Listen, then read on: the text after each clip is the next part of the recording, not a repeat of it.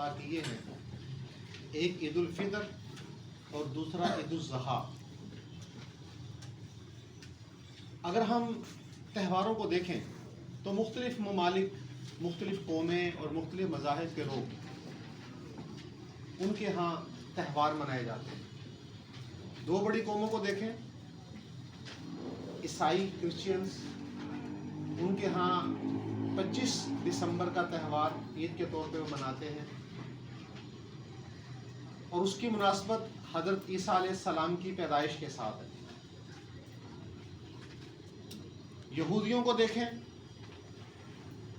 تو اللہ نے جب بنی اسرائیل کو مصر میں قوم فرعون سے نجات دی اور وہ لوگ بحفاظت وہاں سے نکلے، تو اس کی یاد میں وہ دن مناتے ہیں۔ تو اس سے پتہ یہ چلتا ہے کہ ان اقوام میں جو تہوار ہیں وہ کسی شخصیت کے ساتھ منسوب ہیں یا کسی تاریخی واقعے کے ساتھ منسوب ہیں۔ اسلام نے جو تہوار دیے، جیسے عید الفطر کا تہوار ہے، تو یہ کسی شخصیت کے ساتھ منسوب نہیں ہے، اور یہ ایک ایسا تہوار ہے جس میں عالمگیریت ہے، کیونکہ اسلام ایک عالمگیر دین ہے، یونیورسل دین ہے، پوری کائنات، پوری دنیا کے تمام انسانوں کے لیے رہنما بن کر یہ دین آیا ہے۔ تو اس نے جو تہوار دیا ہے یہ بھی عالمی تہوار ہے۔ رمضان کے روزے اللہ نے عطا فرمائے،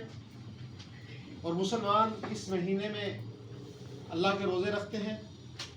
عبادات کرتے ہیں، اور ایک مہینہ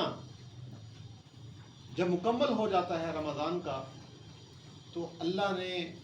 خوشی کے طور پہ، تشکر کے طور پر عید کا تحفہ عطا فرمایا کہ اس دن مسلمان خوشی منائیں کہ اللہ کا ایک حکم انہوں نے اس کو پورا کیا، اور پوری دل جمعی کے ساتھ اس کو پورا کیا۔ اچھا، پھر اس تہوار کے دن بھی اسلام نے انسان کو یہ پیغام دیا، مسلمان کو یہ حکم دیا کہ اس دن بھی، خوشی کے دن بھی، وہ لہو و لعب کے اندر نہ پڑے، بلکہ اللہ کی طرف رجوع رکھے۔ عبادت اور اللہ کی طرف رجوع، خوشی میں بھی اللہ کو یاد رکھنا ہے، اور اس دن پھر ایک اضافی نماز، عید کی نماز اسلام نے عطا فرمائی۔